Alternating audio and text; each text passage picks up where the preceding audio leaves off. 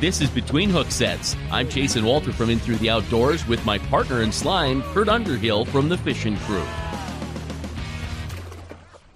What is going on tonight, buddy? Well, I'm just wondering, can you hold on a minute? I got to go upstairs and go pee. And frankly, I'd go do it quick, but I'm in my boxers. Zoom meetings from home. That's a new thing nowadays. Just put your shirt on. Yes, exactly. So yeah, no, no, I don't know. You know, this Wednesday kind of snuck up on me. It's just time's flying by here. We had all that wet weather. We had 1.25 to 2 inches of rain. I know that Brush has water just blowing through the culverts. So we're filling lakes up over here in eastern South Dakota, and I think that's making farmers happy and the fishermen happy, and probably the fish happy too. Yeah, I mean, as Zach was out here with Megalithium yesterday, and I talked to him on his way home, and he said all the ditches are full of water. And yeah, it's great time for water. I mean, the pheasants got to love this. It's going to help with the chicks with some moisture on the ground. It's a good spring rain. It's all in all a good spring rain. Oh, we needed it so bad, and I'm so happy that we got it now. Think about it. You know, in the middle of April, sure, guys got out. We had that 80, 85 degrees, whatever it was. You got 3 great days of planting. And today, 3 full days of planting, you get a lot done, right? Yeah. And now you've got the rain. And it wasn't a heavy downpoury kind of rain. It may have been in areas where they had thunderstorms, but, you know, we get this dried up. I don't know if they're talking too much precip, and maybe we start farming and getting into this planting season. Yeah, it would be great for the farmers, but before we get too deep into planting season, there's a season that not many people know about. I mean, around the state, but we do in Pierce, South Dakota. It is pike season. And, you know, in the past, our guest tonight will probably go into it a little more. He is one of the co-founders of the Pike Masters, the Lake Oahe Pike Masters Invitational Tournament. And he'll go into a little more, but I mean, this year we fought ice in that tournament. We fought everything, but we'll bring Greg in. How we doing tonight, Greg? Good evening, fellas. How we doing? Hi, Greg. You know, our intro tonight was perfect. Partner in slime, and we are true talking about the slime tonight. So it is all about the Slimers tonight, isn't it? Let me show the new logo. Oh, that's the old logo. Oh, that's the old logo. I thought that was the new logo. No, we're not ready to debut that one yet. We're not ready to debut it yet. So Between Hook Sets isn't good enough to debut the new logo for you guys. Well, I'm going to tell you that was Kurt's call, not mine. I was ready to debut it, but he said we're not ready to print it on anything yet. Okay. So. Well, I was going to hold it against you. I'm like, the hell with you. Then I'm eating your northern bait. Hey, that used to work. Yeah. What do you mean it used to? It doesn't work anymore? I haven't heard a lot of guys using that anymore for bait, but I know there's a lot of fellows that used to swear by that. Well, yeah. I guess it's either that or smelt. You know, is that the big thing on Lake Oahe? Is the smelt? You get the big slimer coming through looking for a lazy meal, just eats it up off the bottom, and wham, there you go. Traditionally, that's been the bait that we've used since I can remember pike fishing at 4 or 5 years old. We've used smelt anywhere from the ones you bought for $4 a pound in the grocery store and those 5-pound bags to we've been able to access the last few years some of those larger smelt to come out of the Great Lakes, you know, that are 8 to 12 inches long. And you know, that if you went to a traditional pike bait, springtime dead bait fishing, that it would be the rainbow smelt for sure. Yeah. Okay. Yeah. Well, and then we've got the pink tube smelt here, 8 for $1.23. The only problem with those is the longer they soak in the water, they get soft, and it's hard to keep the hooks in them. I've tried them a few times out there, and I usually rip them off as I cast them unless they're frozen. You know, you got to start frozen with them, but then, like you said, they eventually just fall off the hook, and you're kind of defeating the purpose of it hitting your hook. You know, yeah, you can't get too many casts out of it. I did talk to a couple of guys, and I did get a secret message about a secret spot for this weekend. The message was heavily redacted. I know we're supposed to go to somewhere, but sorry, that's the best I could come up with. That's like, I tried to read through it. But Sounds like man, where we're when they going on redact this that thing, weekend. they redact it. Kurt's going there too. It sounds like it this looks weekend. like that is exactly the directions to our spots. Based on the way the fishing going this spring, from the way it sounds, is that's pretty much everybody's plan for Saturday. Yeah. Yep, So- I think going there is the deal. So when I moved out to Oahe and got my place at South Whitlock, I had the first 3 springs were great. I was out there for the most part in March, and the ice was out, and it was great for pike fishing. I didn't catch any monsters. The guys in the boats did, but I caught a ton. And I used a crocodile spoon. It was amazing. You can cast them a country mile, and they seem to work pretty good. But maybe it's the smelt or the bait that gets the big ones. You know, for my experience, and I'm not a pike expert by any means, the right way to catch the big ones, but I have done my way into a few big ones over the years. But the traditional way is all my big ones I've ever caught have come from shore, on dead smelt. And we're still fishing and with strike indicators on the shoreline, and you have to be patient with those big pike. It takes them a while to get that smelt in there into where you can hook them. It's kind of a waiting game. Sometimes when we take the bait, they might pick it up, take it 50 feet and stop, and might drop it, might come back for it later. It's a patient waiting game, but it's a fun way to fish. It's a messy way to fish because you're usually playing in mud or rain or snow or any weather condition. It's definitely once in a while you get one of those nice 80-degree days in April, and the next day it might be like it is today and wind blowing mock chicken and 40 degrees. So Right. It's amazing how soft that busted up shale can be. NASA should figure out something to do with the mud that comes off of that shale, because you get that on your rain pants or your boots, you wash them off, and the next day there's a film on there, and you wash them off again, and the next day there's a film on there, and you wash them off again, and forever there's always a film on there from that shale. Yeah. So Greg, so people that don't know the pike fishing, I guess before we get into that, so how did you get into this pike fishing? You said you started at 4 years old, but why did you get into pike fishing and to get into the point where you developed a whole tournament around it? Well, so when we grew up, we didn't have a boat. And when you look at when the spring weather gets nice, whether that be March or April, and the ice comes off the lake, there's not a lot of options. Growing up, I grew up in Pierre, and growing up as a kid, we didn't have turkeys. We didn't have opportunities to turkey hunt, so that wasn't really a thing. There wasn't a spring snow goose migration coming north.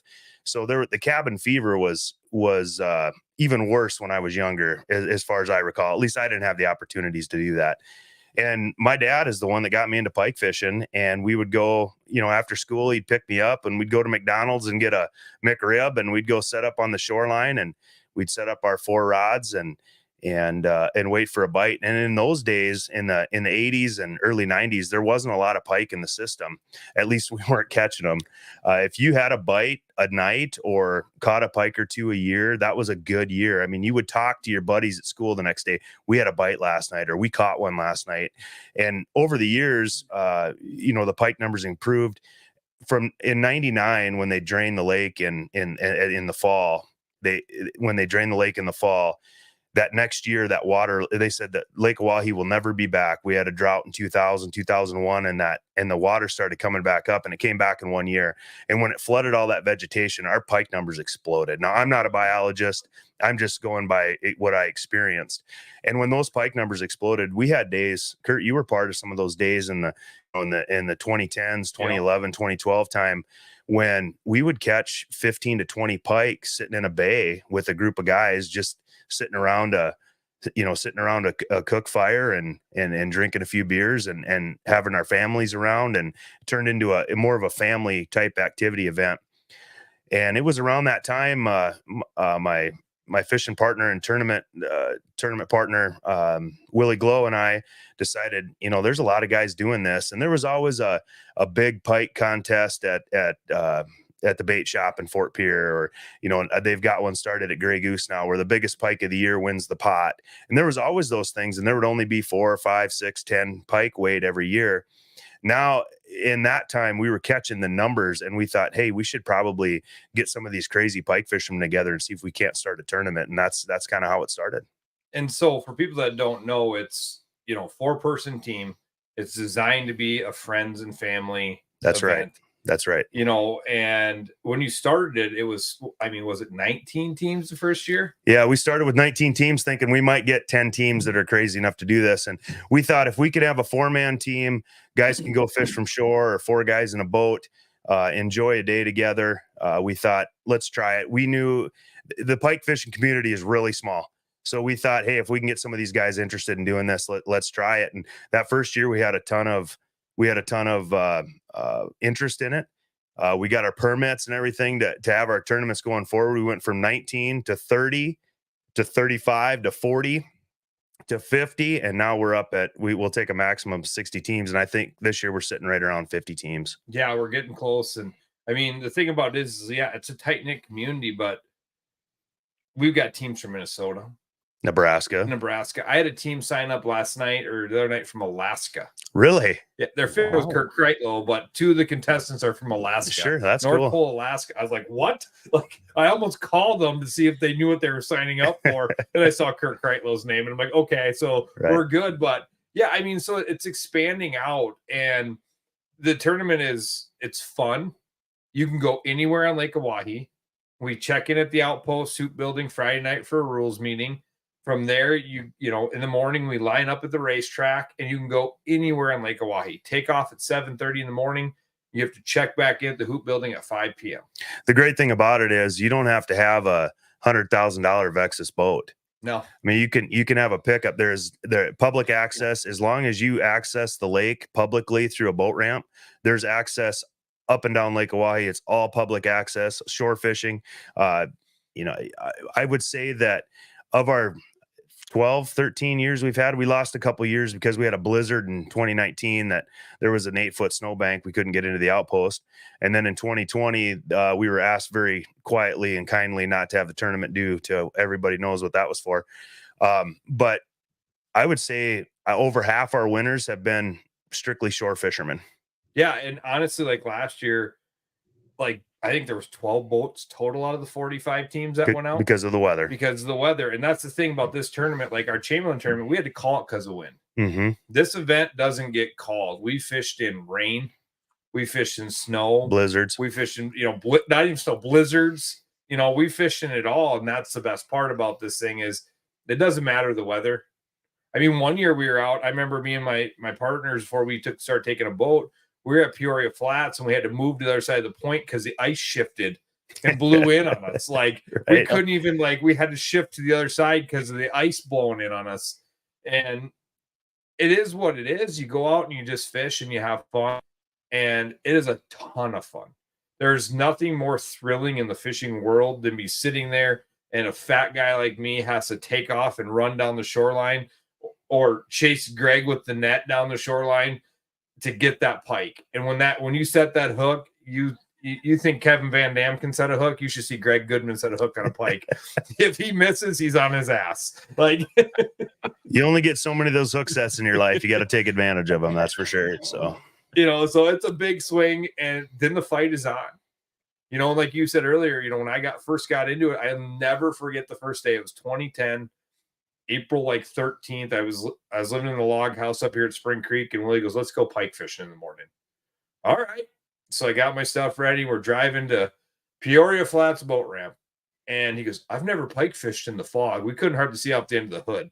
I don't know if this is going to be any good. And I think we brought home 10 pike. We pickled them all that year.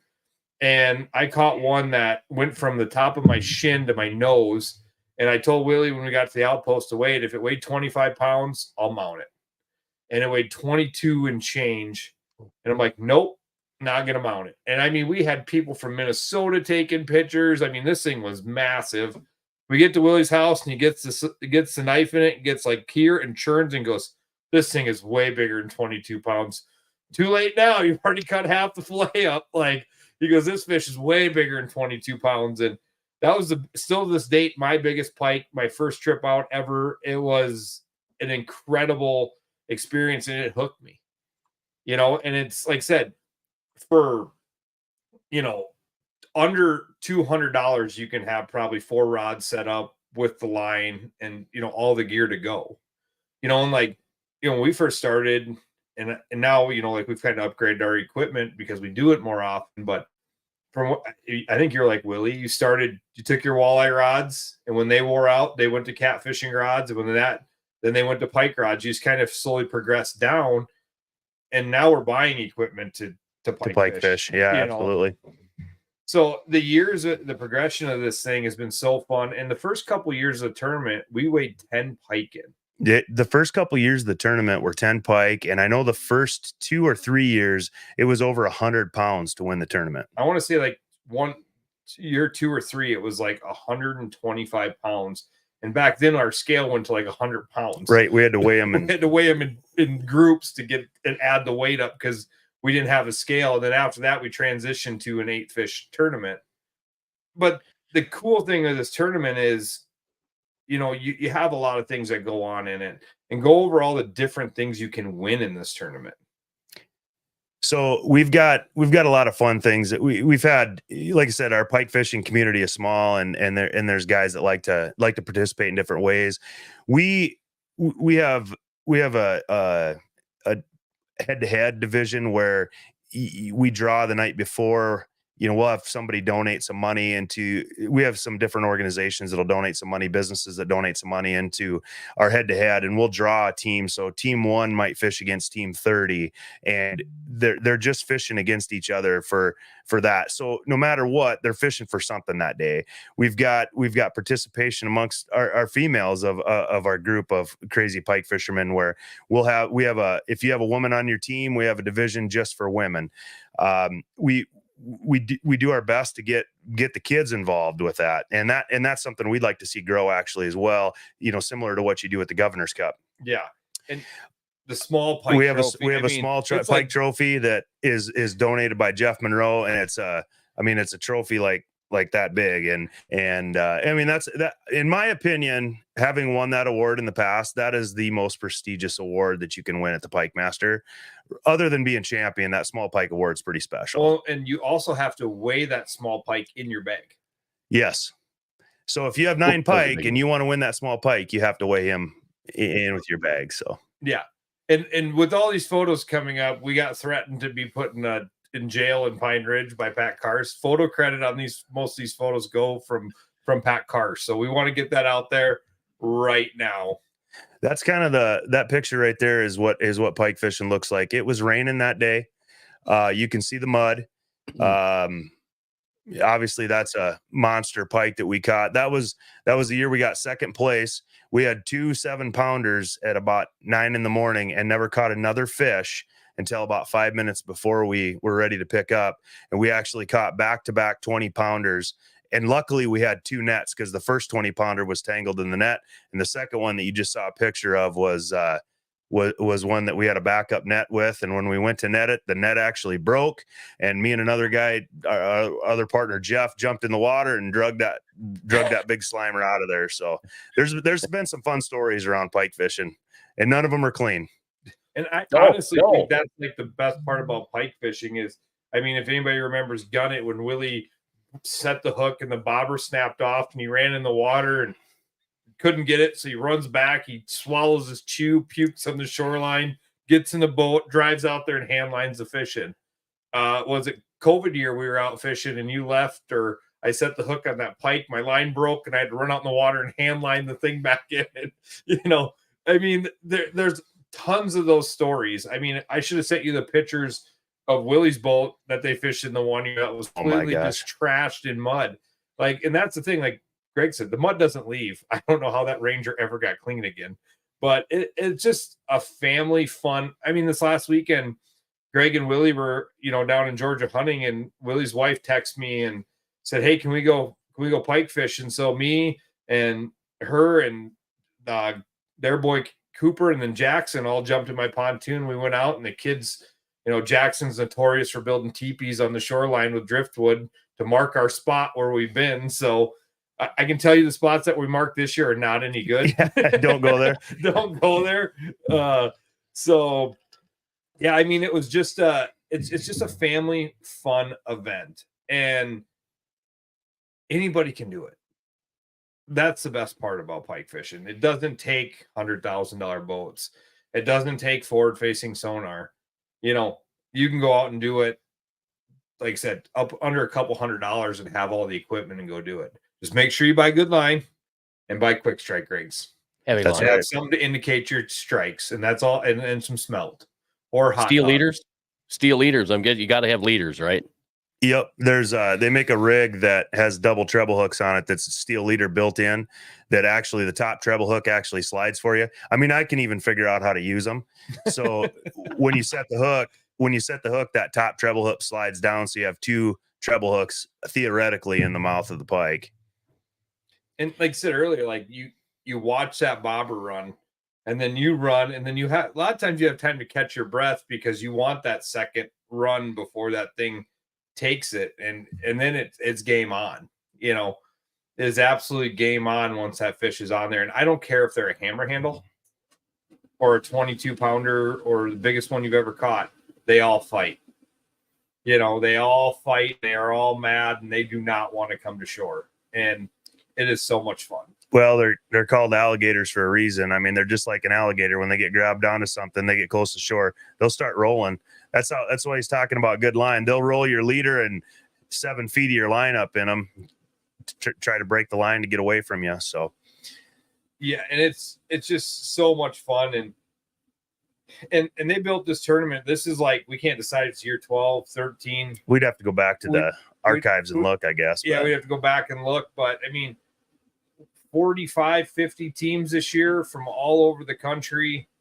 I mean, literally, now we can say all over the country, Nebraska, Minnesota, and Alaska. Like, that is super cool to have that. And there's still time to get in the event. You can find information about it on thefishingcrew.com.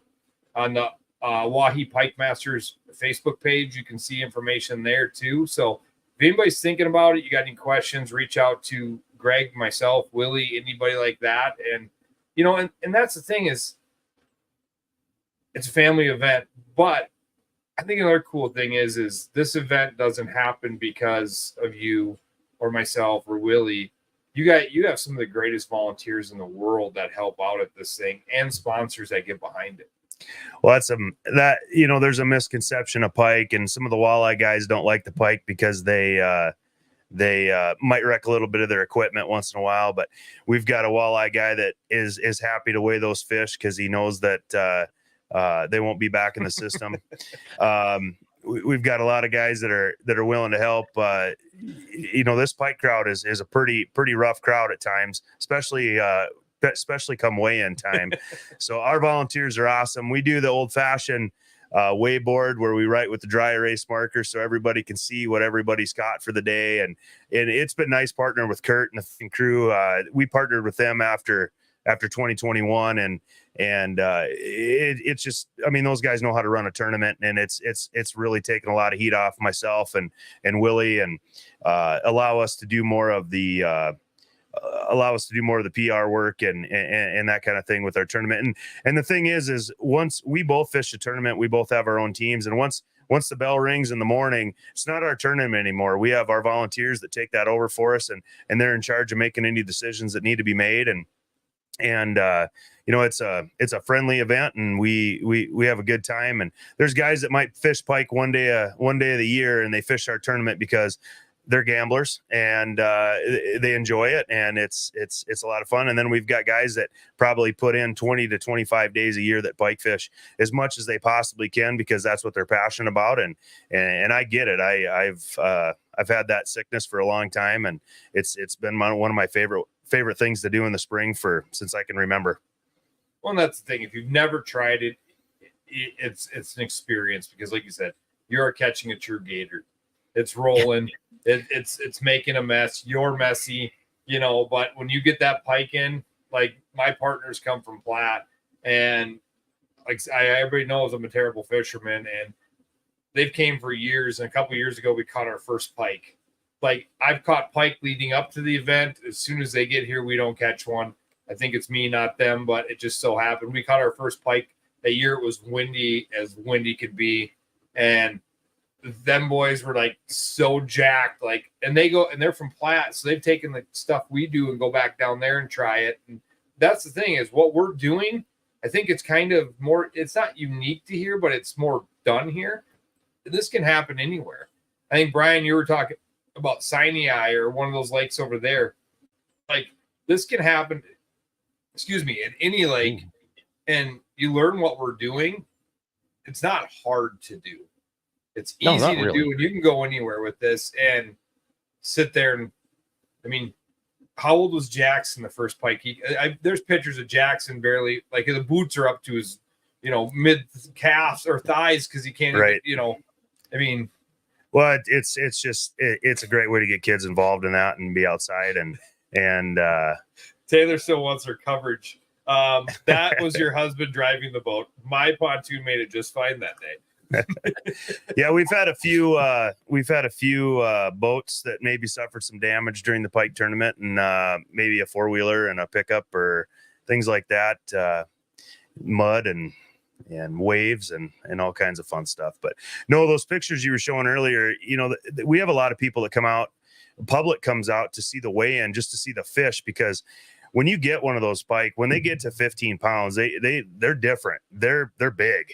And what was that pike right there, Greg? That one, I don't know what she weighed. I can't remember if we weighed that or not. We did put a tape on her. She was between 42 and 43 inches. She's, she could still be swimming around Lake Oahe. We took the picture and let her go. And that's a good fish there, but you can't stick your arms out when you're holding 22, 23, 4 pounds of pike. So right. It actually makes for a great picture, a great story. They're just, they're cool. I think I caught her when she was 38 inches in the Whitlock area. Did you? It she looks migrated all the way super down familiar. Here to the lower end. The markings are pretty similar, but yeah, these pike are huge. Let's talk about conditions. So you mentioned shoreline. So Oahe had been down. I don't want to call historic lows, but it dropped down. It finally started to come back last year. I'm guessing it's up further. A lot of that vegetation that grew while the water level was down, things have come back now. So I would guess that this spring conditions should be good. Maybe water temperature a little warm now. What do you think? Yeah, I mean, I'm going to preface this by I'm not an expert and I'm not a biologist, but I know what I look for when you go into a bay to pike fish. And, pike will traditionally spawn when the water gets to 40 degrees, but they'll spawn out for a long extended period of time.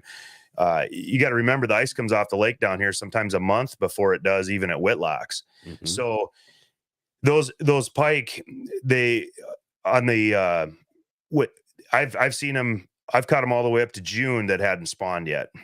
Caught them into May, and definitely for sure into May, but also caught some of the largest pike that I've ever caught in my life have been that last week of March when the water temperature is hovering in that 40 to 42 degrees.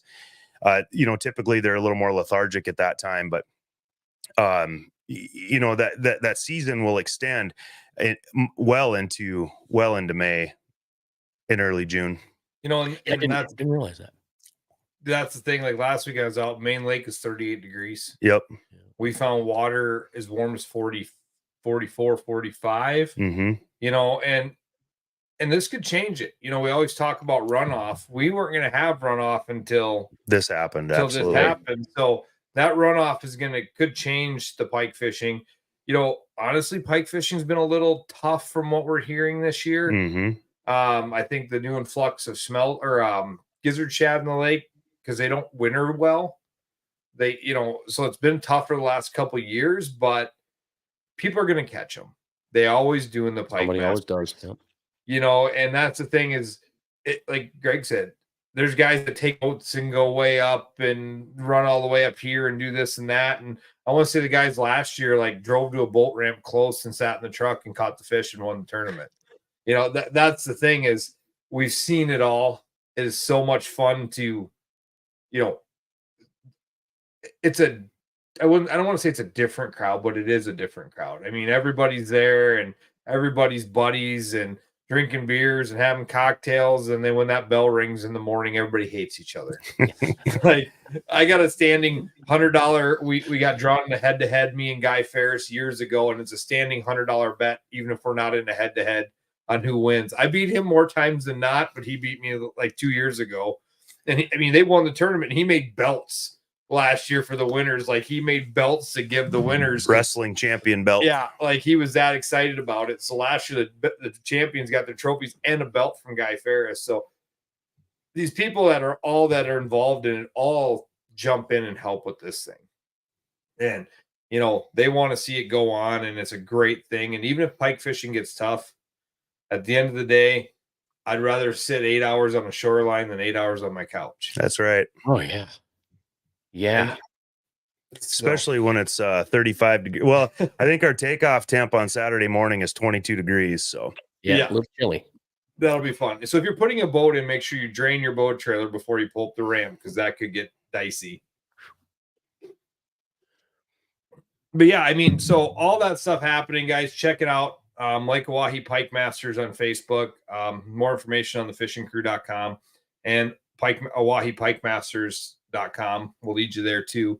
So check that out. Greg, it's been great having you. And we'll give you some updates next week on what happened, who won, maybe some fun story that we incurred. And I hope to beat Greg. I think 1 year I beat you because you didn't weigh any pike, but he's got his boy Jackson, and Jackson's pretty. Like, we fished last weekend, and I told him, like, he's like, if we catch pike in these spots, they're my spots. You can't come back. I said, my boat drove us here, bud. I bet he didn't offer to pay you for gas either. So that's funny. Yeah, Greg, it's been great to have you. Good luck to you guys. I think you're going to have a relatively decent weekend beyond the fact that it's going to be cold. I don't think you have to worry about rain or thunderstorms or anything of that nature. So what kind of pressures are you talking, Brian, the pressure guy? Did you look up what kind of pressures we're going to have? Are you a pressure guy, Greg? You know what? I quit Absolutely. looking. If that barometer drops below 30, 27, what is it? What's our number? 29.8, 29.7. 29.8. Yeah, we're in trouble. Yep. So, game off, and I'm kind of curious. Let me see where it's at now. It's at 29.94. Well, we're okay then. Yep. So there is there is a chance of shower Sunday. No, so you know what? It's probably going to be in that 29.9 to 30.0 range. So let me ask you, based on the northwest wind that's been going on, we had a southeast wind and then a good east wind, and now we're going to have a northwest wind for 4 days. My question to you is, where should we start on Saturday based on that knowledge? Do you have any idea? Well, let me tell you, you need to start in the water. Sorry, it was the quickest. There's two things. I was either going to say start in the water or froze up.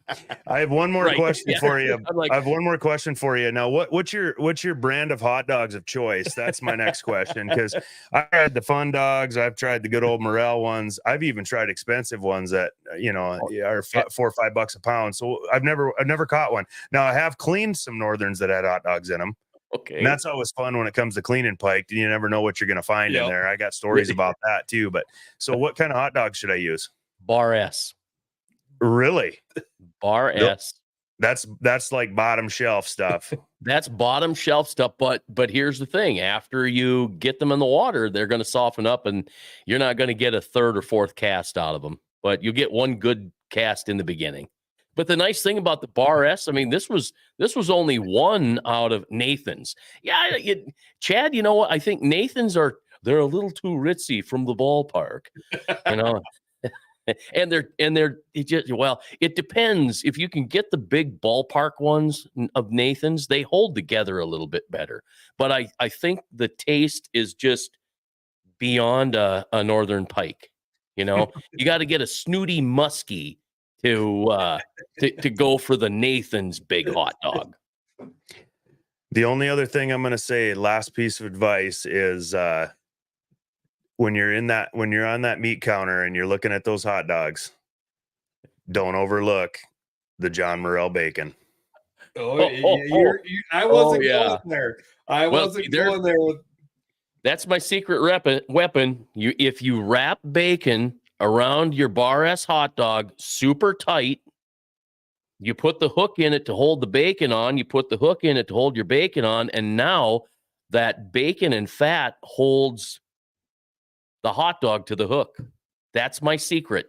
Don't tell anybody. I was waiting for you to spoil it. I appreciate it. That we'll be using that Saturday.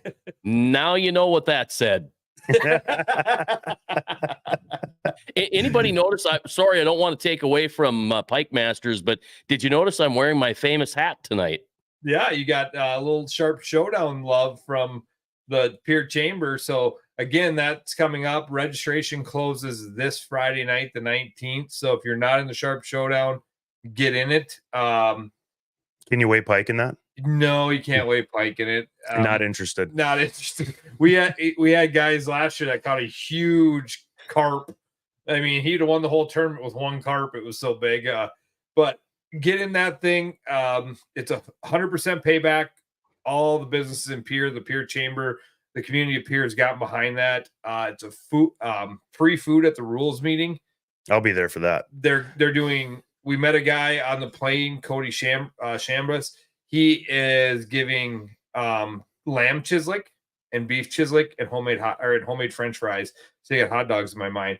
I got to remember bar S with bacon. So bar S with bacon. But yeah, that's it. That's going to be not this weekend, the coming weekend, but you got 2 more days to register for that. So get into the Sharp Showdown. It's going to be a great time. There's a bunch of money added for big fish. There's a bunch of money added for day weights. It's big community support. So hats off to the Pier Chamber for all the work they've done on that and the community for getting behind it. Now that you've done that, let's wrap with the Pike Masters so everybody knows how they can get into that tournament this weekend. Yeah. Pike Masters, still time. We're taking registration all the way to the meeting. So we're sitting right around that 50 team mark, pushing that 50 team mark. So still about 10, 12 spots to get into the tournament. You can get in on thefishingcrew.com, OahePikeMasters.com. And then if you need information, you can reach out on social media on the Oahe Pike Masters fishing page, or our numbers are out there. Get a hold of Greg, Willie, or myself. Excellent. And we'll get you guys signed up. I just want to practice freeze up face again. You did pretty good there. So I've got another one. Okay, I'll stop. Dang, that's kind of fun. It's addicting. Try it. Well, my computer freezes up enough. I don't need to. I love it. All right, let's wrap it. Hey, good luck to you guys this weekend. I wish I could join you, but unfortunately, we now have a funeral. So I thought maybe if we could, make it out there, we'd make it work. Willie, you are the coolest man I've never known. I can't wait to see you again. I met Willie one time and went, man, he's the coolest guy I don't know. So have a good night, buddy. All right, you guys take care. Thank you much. Appreciate it.